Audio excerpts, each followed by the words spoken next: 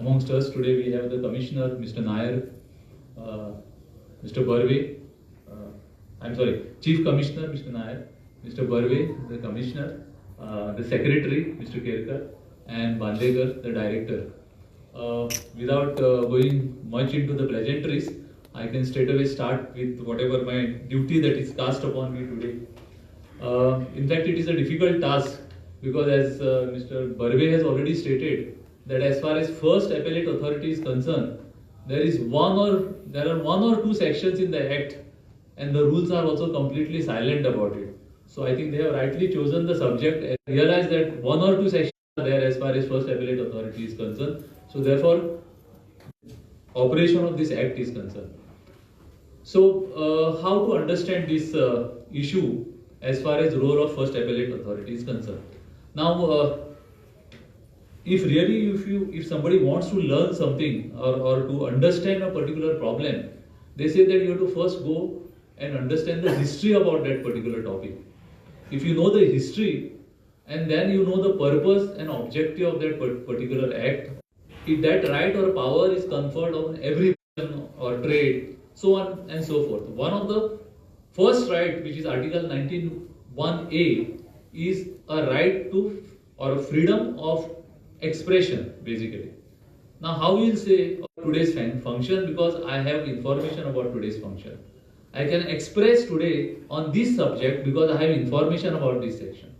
So, the basis of expression is actually the information. Whatever information which we have or which we derive from the surroundings, that is expressed only if you have an information. So that is how the right to information is implicit in Article 1A of the Constitution of India. And somebody may argue, and it is really worth to argue to say that yes, this is there in the Constitution, but does it mean that this right is not a natural right? Is it necessary that it ought to have been included in the Constitution for the purpose of a citizen of India to have this right inherently? Imagine a situation if this Article 19(1)(a) was not there in the Constitution. Would it mean to say that the citizens do not have right to information? No. This right is still there. Because this appears to be a natural right. It is not a right. It is only a right that is recognized by the Constitution. This right is inherently there with us. It can be read into Article 21 of the Constitution, which speaks about a right or freedom or liberty, right to live. It is a facet of right to live or liberty. So this is a right, apart from being a constitutional right, it is a natural right which is inherent in any free society, in any civilized society. This right has to be there or it is there. But what does this right to Information Act does? It only prescribes for a procedure, forum, and consequences of not providing the information which is desirable. So that is what that act does. Otherwise, this is a right which is there in a citizen inherently under the Constitution as also as a natural right. Now, going back a little bit, this issue really came up before the Supreme Court in one of the judgments, which is called as Judges 1 case. This was a case called as SP Gupta versus Union of India. Somewhere in 1978 or 80, between that period, a lot of judges of the High Courts were transferred. Now that came to be challenged by one of the lawyers of the Supreme Court before the Supreme Court, and which is a legendary judgment of 7 judges. And in that judgment, the Supreme Court recognized this right. It has actually narrated certain observations or judgments from England, and thereafter it referred to earlier judgment of the Supreme Court itself. And what it says is, amongst several other things, is that in democracy, what is desirable and what is contemplated is an open government. Now, what is open government? Open government is that there should be a transparency.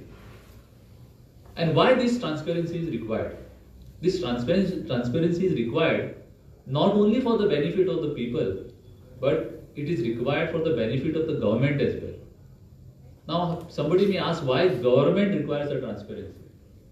Government requires transparency because the policies of the government, the decisions of the government, if they are not transparent, if the people are not aware of these policies or the reason behind taking particular decision, then what happens is the people are not aware or they don't become aware of the purpose and intention of having particular policy or having a particular approach. Sometimes what happens is, it is possible that the general public may have one perception about one policy decision of the government. They may have a feeling that particular decision of the government is tainted with some oblique motive. But if there is a transparency, if the information which is there in the files of the government is made public, then there is a clarity, and this misinformation or misunderstanding amongst the government or amongst the people is to a certain extent avoided. So that is one of the purposes of having this Right to Information Act, so that the misunderstanding among the people is avoided. The second advantage which the government has when there is a Right to Information Act is that there is always a feeling in the mind that whatever decision I am taking today will be in public domain subsequently. So the decisions which I take, I am aware that they may be scrutinized in public, and that puts me on guard so that I do not make a mistake or I do not act in such a manner that I will be subjected to a public scrutiny in future time. So that makes a government officer more responsible. But apart from this advantage which I am talking about in favor of the government, there is one disadvantage which I have realized, is that many a times, and it is expected in democracy and any setup of democracy, that the officer of the government or whoever takes a decision or recommends something has to have a free hand in putting his opinion or advice freely on the paper. But I have seen on many occasions that this opinion or the advice on the papers or notings is not put freely because of the fear that if this goes for scrutiny in public domain, then there may be a problem. So there is this disadvantage or demerits in this Right to Information Act, or the information that is being dispensed under the Right to Information Act. So this is one minor disadvantage, but generally there is an advantage for the government and the government officers, that there is a transparency, people can understand, people know what is the reason why this decision is taken, and officers and the government is also aware that this will be subject to the public scrutiny. Therefore, the decisions are taken in such a manner that there is no doubt in the minds of the people. So this is the advantage and purpose for which this law is required. That is what the Supreme Court says in the case of SP Gupta. Now what happens thereafter is, after 81, what happens is, there was a meeting that was held of the Chief Ministers somewhere in 1997 in Delhi on the topic called as effective and responsive government. Now in this meeting, there was a wholesale debate as to how government should be made effective and responsive. One of the thoughts that came in this meeting was to provide for information to the public, basic knowledge of the government functioning to the public. And that is how all this exercise started. There was a committee that was constituted under the chairmanship of Mr. H.D. Shauri.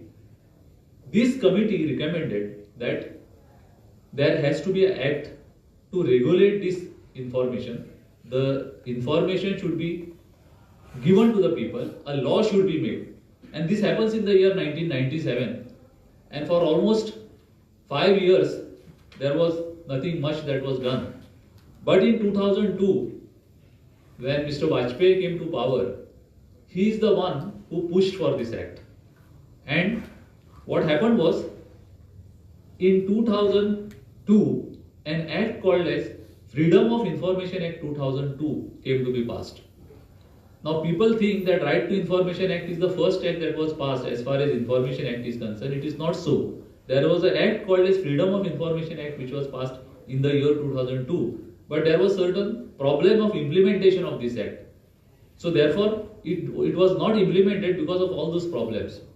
Thereafter, there were proper studies that were conducted, and in the year 2005, literally the very same act has been enacted, except for one change that has happened, is that the state commission has been constituted under the Right to Information Act. Otherwise, rest of the provisions of Freedom of Information Act are identical, which are contained in the Right to Information Act. So they are almost the same. So this is little bit of the history of the Right to Information Act. Now coming back to the topic which I am supposed to talk today.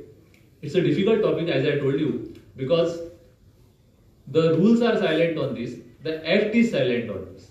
The Act only says that if there is a refusal of information by the PIO, an appeal would lay to the appellate authority, which will be called as appellate authority, which will be authorized by the government as the first appellate authority.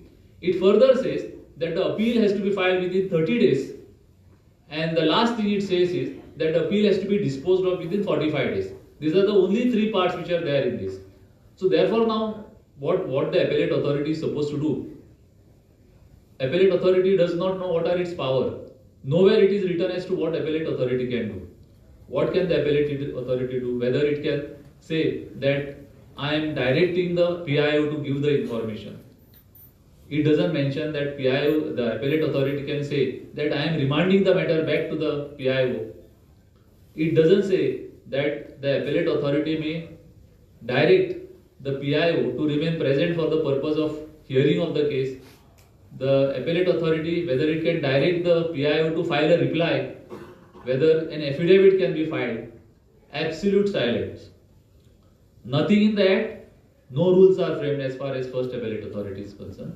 The rules are there in respect of the commission, that is the second appellate authority. But as far as first appellate authority is concerned, there is a complete silence. But then what do you do? What in such a situation, what do you do? Does it mean that the appellate authority is powerless? No, it is not so. Now, the first principle in law is that when we talk about an appellate authority or when we talk about the appeal, it inheres in that appellate authority the same powers which are there in the original authority. So, the law is that the appellate authority has the same powers which the original authority had. That means in this case, it is the powers and duties which are conferred upon the PIO. Those are the powers and duties will have to be performed by the first appellate authority. So every power which the original authority, that is the public information authority has, the same powers will be there with the appellate authority. So remember that your powers are at par with the original authority. This is the first thing. The second thing is, now there are when this type of situations arise, like for example, if the Act is silent, the rules are silent of the powers of the authority which is supposed to perform a duty under the Act or the statute. There is a principle called as incidental powers. Like, what are these incidental powers? An authority which has a power to, let us say it has a power to construct a road. This is the power that is given to the authority. Now, somebody may say that can that authority acquire the land for the purpose of constructing the road? Yes, it has. Because this is an incidental power. Because the main object of that power or that duty is to construct the road. So whatever is required to be done for the purpose of execution of that power, the authority will have all incidental powers. Now in this case, as far as appellate authority is concerned, the power of the appellate authority can be, and this is not sort of a complete answer which I am giving. There are cases and cases in which issues will arise as to, in this particular situation, what powers can be exercised by the appellate authority. But as far as illustrations are concerned, I can give you few illustrations. Supposing that appeal is filed before the appellate authority. Now what does the appellate authority do? The appellate authority is supposed to issue a notice to the PIO. And PIO is supposed to file a reply. So the appellate authority can direct the PIO saying that you file a reply. Now, further there is a silence as to what happens if there is a third party information that is supposed to be given. Now, is it required that at the appellate stage the third party has to be called? Yes, you are supposed to call. Although it is not provided in the act or the rules, you are supposed to call the third party in case the issue arises as to whether the information about the third party is supposed to be given. There are other exceptions which are there under section 8. If they are applicable in that case, then you may have to notify a person. Like for example, if there is going to be a breach of copyright, then in such a situation you will have to issue notice to that party which may not be a party before you, whose rights under the Copyright Act may be infringed. You are duty bound to issue a notice, although such a power is not there. You are entitled to, or you are liable to hear the party who are going to be affected. You can call them, you can direct them to file an affidavit, you can direct the appellant to join somebody as a party. These are all incidental powers which are there with the appellate authority, although these are not prescribed in the act or rules. Now, you may not have some powers which may be there with the commission, or which may be there with otherwise any other authority which decides some rights of parties. But incidental powers like commission has specific power to impose a penalty. Commission has a specific power to impose a cost. Commission has a specific power to enter something in the CRs of the officer. Such a power is not an inherent power nor an incidental power. These are substantive powers which are conferred upon the commission. Those powers are not there with the appellate authority. Now, one thing I can advise you or suggest to you is that, as has been spoken by the earlier speakers, the object of this act is to dispense information. Remember one thing, and this is applicable even to the PIOs, that the object of the act is giving information is a routine thing. Giving information is a rule, and denying information is an exception. Possibly, the test which may have to be applied when you reject an information is, except for section 8 which is prescribed and prohibited information, you have to apply one small test.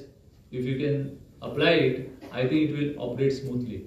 That in a rarest case, you should reject an information. All other informations should be dispensed. Secondly, you remember one thing. One of the tests which is there in the Act is that any information that can be given to the state legislature, that means the assembly, all that information you are bound to give. You cannot deny it. So this is a simple test.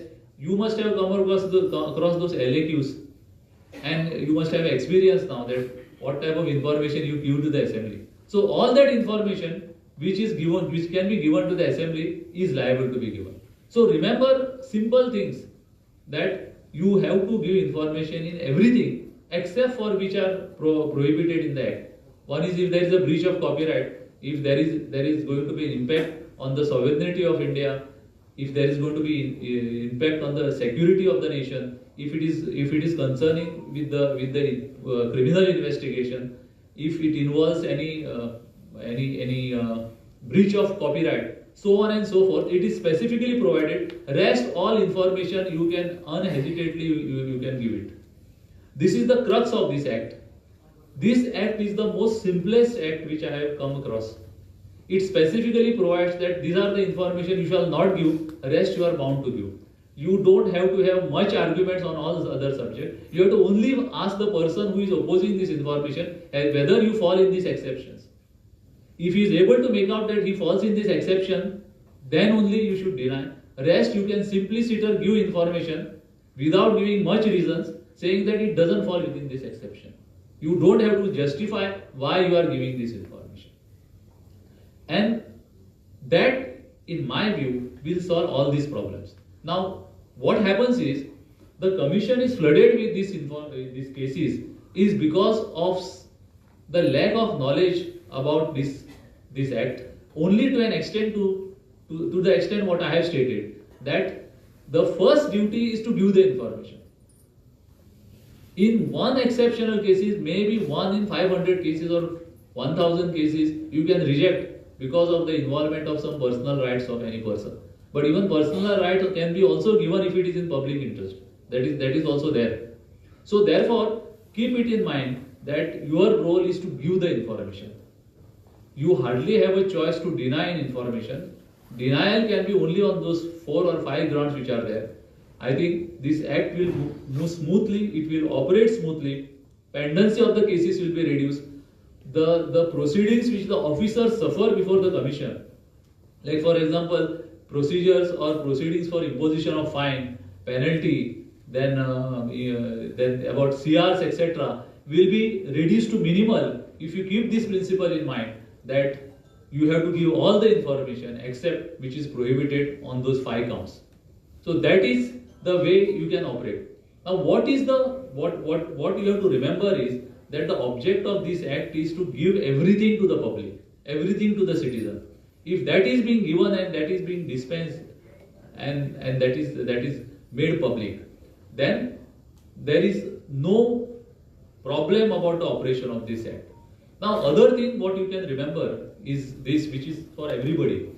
Like as it was pointed out by the Chief Commissioner, that you should audit and find out which are the informations which are sought again and again. Now remember, one of the requirement of the act is that you have to put most of the information about your department in the public domain on your website, or it should be made available on internet. Now what does it do? In fact, it is for the benefit of the officers. Although it is intended to be for the benefit of the public, but it will be more benefited to the officers. If this information is available on the net, on your website, if somebody applies for this information, if 10 people apply for this information, your work will be reduced. They will not apply if it is there in the public domain. And even if they apply, in one line you can send them an email that this information is available on my website. So you can reduce this work so much that it can be minimal to maybe 1% or 2% of your work. Most of the documents and information, if you make it available on your website, then that will reduce the burden on the system, the burden on the officers, and more often than not the liability on the officers. Because what happens is you are individually held liable. Normally government servants are not individually liable for any fault, but under this act the government officers are individually made liable for any fault or any delay. That is what you should remember and try to do it, and that is one of the duties. Initially, I remember when this act came into force, there was a lot of efforts made by the government for uploading all this information on the website of the particular department. You have to now try and actually do it again. If you do that, most of the issues will be sorted out. Now, I am told that even the commission has gone online. They are also holding VCs and online hearings. That is also something which we have to appreciate. They were expressing one issue as far as securing of the presence of the PIO in their second appeals. The replies get delayed. That is how those proceedings get delayed. So that is one thing you should remember. Whenever a notice is received from the commission, promptly reply to it. And the best thing is to actually your reply which you have given under the RTI does contain the reasons, whatever reasons are given by you for rejection of the reply or the application that it has. You can simply send an email to them as to what are the facts of the matter, or you can send a file straight away. On the first date of hearing, if you present the file to the commission, that will reduce your burden. In fact, in the rarest of the cases, you may file a reply. Best thing is to produce the file before the commission immediately, and if you produce that, I think it is then it is their job to look into it, and then they don't have to be worried about. Neither you have to be worried about it, because the law requires that whenever they call you, you are supposed to remain present there. But if you present the file, their work becomes easy, and your time is also saved. So that is what one thing you can do as far as smooth functioning of your functions are concerned. So this is what I felt about your duties. There is nothing much I can say about what you should do, because you have a lot of experience in this field now. The best thing is to give the information as early as possible. Do it within 30 days. Direct Now, one of the things which we were discussing was the act is silent as to how to execute the orders of the appellate authority. If the appellate authority passes an order saying that the information should be given to the appellant within, let us say, 30 days time, how to execute this order? That is one of the issues. In fact, there is a lacuna there. The execution of the orders of the appellate authority, there is a complete silence. Possibly on all these scores, rules will have to be made. This procedure for execution, procedure before the appellate authority, powers of the appellate authority, all will have to be prescribed by virtue of rules. If the rules are made, it becomes easier for all of you to function and operate this act. So therefore, let's hope. We were discussing about the framing of the rules. Possibly they will also take up this issue with the government for framing the rules. And the director is here. I think he will do the needful at the earliest. So your problems are minimized at the earliest. So having said so, thank you so much for inviting me here. And I hope that we will make this right to information act success, because it is in the interest of citizens that this act has been made. We are all working for the citizens, and if you operate this act in that spirit, I think one of the major goals of our constitution and the constitution makers would be achieved.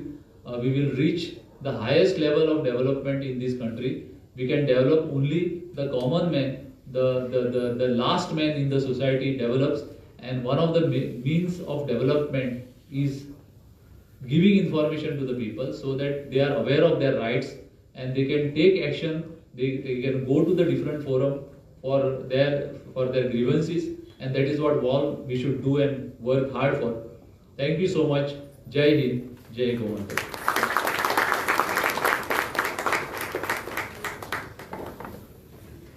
Thank you very much, Advocate General sir.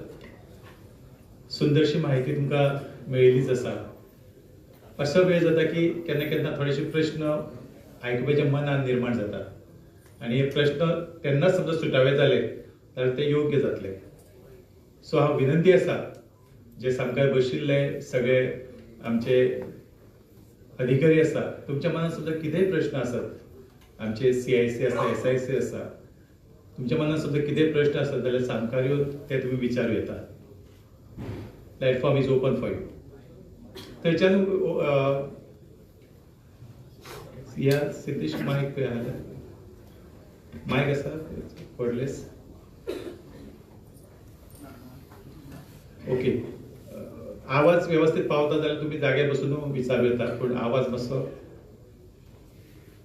कळकूय समजा कितें प्रश्न जाल्यार definitely तुम्ही विचारू येता.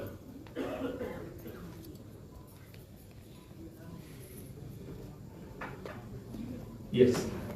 I'm Mr. Srikanth Gaukar. I want to know regarding section 6.3 transfer of application. See, if application is made to the public authority, let us say Directorate of Transport, and if I ask information about branches or sub-offices, such application can be transferred under 6.3 when there is a provision under 5.4.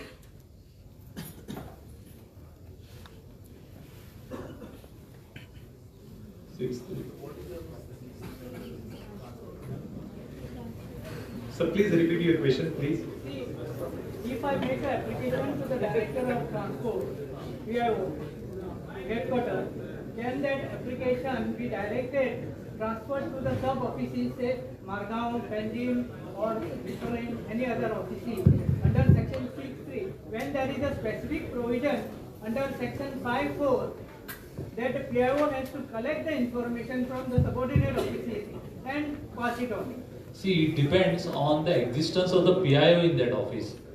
See, if there is a PIO in the sub-office, you can transfer it. If there is no PIO there, then you have to call for. But there is a mention that section 6.3 says to the other public authority. Correct. But is the appointing authority or designated officer is say Director of Transport, and can that Director of Transport PIO transfer that application to another PIO, because he is not a public authority, another public authority? No. Please understand. See, we are concerned. You forget that who is your head of the department. Public authority. Yeah. We are concerned with the PIO. Yeah. If there is one PIO who thinks that this information is not within his domain, it is not available with him, and it is available in the domain of some other PIO, he can always transfer it. Yeah, but what is the provision for 5.4 then section? Why the section 5.4 is? See, many times two different provisions are there for the same situation. No. So you have a choice. See, you have a choice. Ultimately, what is the object of this act? The object of this act is to give the documents, give the information. Yeah. See, if you feel that some information is available with another PIO, it is within his domain, you can use your discretion to transfer this application to that officer. But if you feel that it is convenient to get this information by myself immediately, I can take it and give it. Because ultimately, the law, when it speaks about transfer, the law doesn't contemplate a situation that citizen should be made to dance from A place to B place. It is your primary duty to give. Like for example, if an FIR is earlier, what used to happen in a criminal case, a FIR was registered at one police station. He would say that I don't have jurisdiction, okay, and he would keep quiet about it. But now, somewhere 10 years back, there was an amendment made to the CRPC whereby a concept of zero FIR was developed. That you can register an FIR anywhere. Supposing that offence has happened in Goa, somebody can register an FIR in Assam. That Assam officer has a duty to transfer that FIR to Goa. So therefore, this is a central act under which you are an PIO. It is your duty to ensure that the citizen gets. You cannot go into these technicalities. If you feel that I can give the information quickly, take it out and give it. If you feel that it is easy to give the information by officer in Madgaon, you transfer it there. So there is nothing like hard and fast rule. You cannot apply these technicalities to delay giving of information, nor you can deny information on the ground of these But technicalities. the Margaon officer is asking me to visit his office and collect the information. The MAPSA officer is asking me to collect. If you are really interested in the interest of the citizen, possibly you should go to Margaon. There is nothing wrong in doing that. This is the problem is now, don't go into the technicalities. You are duty bound to give the information. You can only say that it is not within my domain. You can transfer it to somebody else. Sir, thank you very much. Sir, thank you very much. आणि कोणा किती प्रश्न आसा be specific आणि किती कोणाचा प्रश्न आसा डेफिनेटली तुम्ही विचारू येता.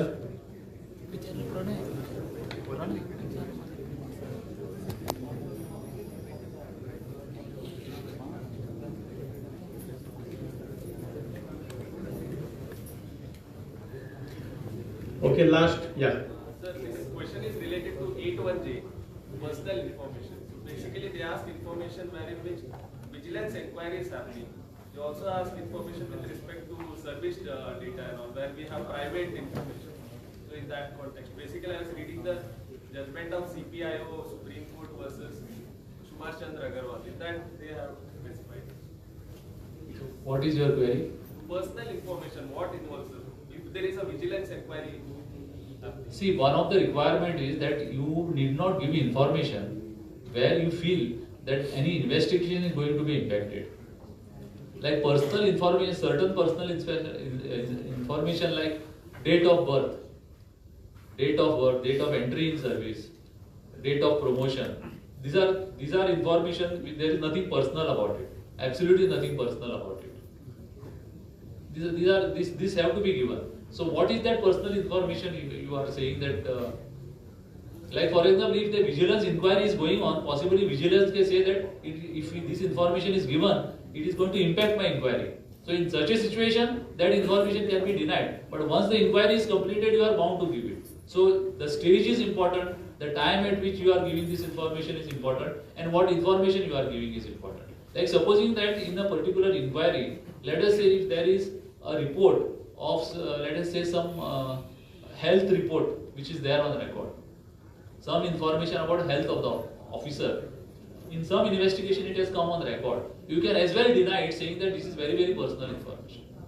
So it depends on the information which is sought.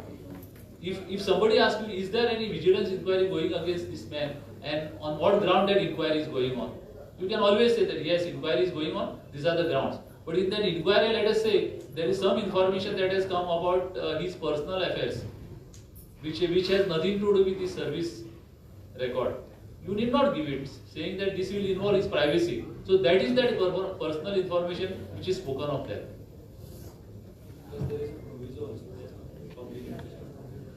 One more last question, please. Anybody? Last question. Yeah.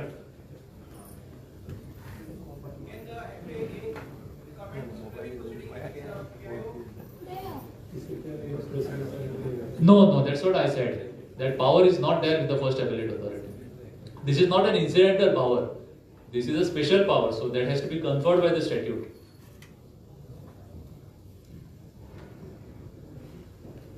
Thank you very much. Thank you. Yeah. So, फाल्या जशे माहिती हक्क दीस आणि फाल्या सुट्टी आशिल्ल्या कारणान आयज हो दीस हांवें हांगासर घडोवन हाडला. सुंदरशी चर्चा, सुंदरशी माहिती प्रत्येकाक मेळ्ळी आसतली. गिन्यानान भर पडप हे प्रत्येकाचे कर्तव्य आणि हे गिन्यान जेन्ना आमकां मुखार व्हरता तेन्ना एक बरी जीण आमकां जगपाक मदत जाता. निमणे सुवातेर वोट ऑफ थँक्स जावच्या पयलीं भायर जेवणाची एक 5 मिनटां भितर वेवस्था जातली. सगळ्या विनंती आसा आभार प्रदर्शन जातकच एक 5 मिनटां भितर भायर सर्व करपाक सुरू जातले.